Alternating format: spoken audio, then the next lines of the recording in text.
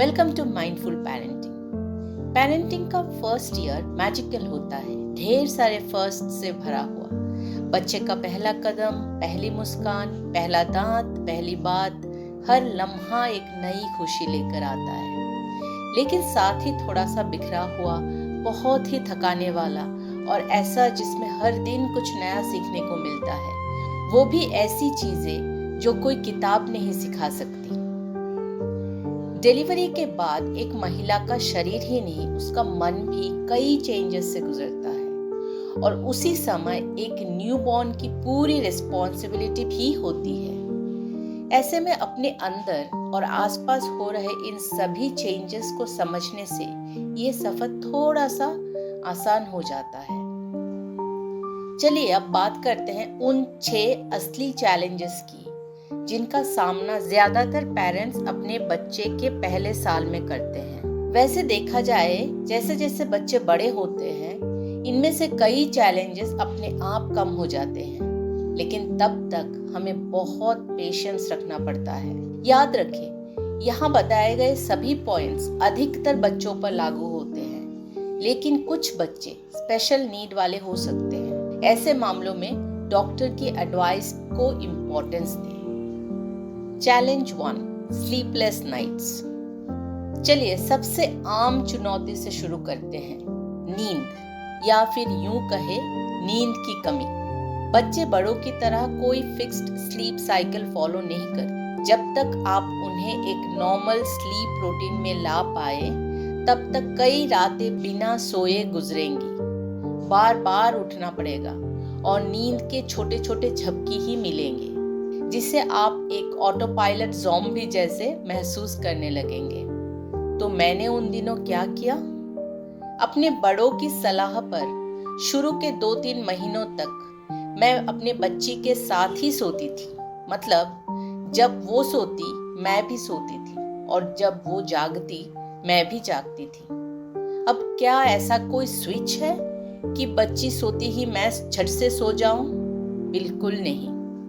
कई बार नींद आई ही नहीं, लेकिन मैंने सब कुछ छोड़कर कम से कम कोशिश जरूर की। ये मेथड कभी काम कर गया तो कभी बिल्कुल नहीं, लेकिन धीरे धीरे एक रूटीन बनता गया। साथ ही हमने ये तय कर लिया था कि रात के 10 o'clock मैक्स 11 o'clock तक लाइट्स बंद हो जाएंगी। अगर मेरी बेटी उस समय जाग भी रही होती तो मैं धीमे धीमे लोरी गाती, नर्सरी राइम सुनाती या स्टोरीज सुनाती। धीरे धीरे वो भी सो जाती, शायद इसलिए क्योंकि अंधेरे में या डिम लाइट में करने को कुछ नहीं था उसके लिए। Challenge 2, crying and soothing. बच्चों के पहले साल में पेरेंट्स का ध्यान खींचने का एकमात्र तरीका होता है रोना। धीरे धीरे आप रोने की भाषा समझने लगेंगे। भूख का रोना, थकावट का रोना, गीले डायपर का रोना।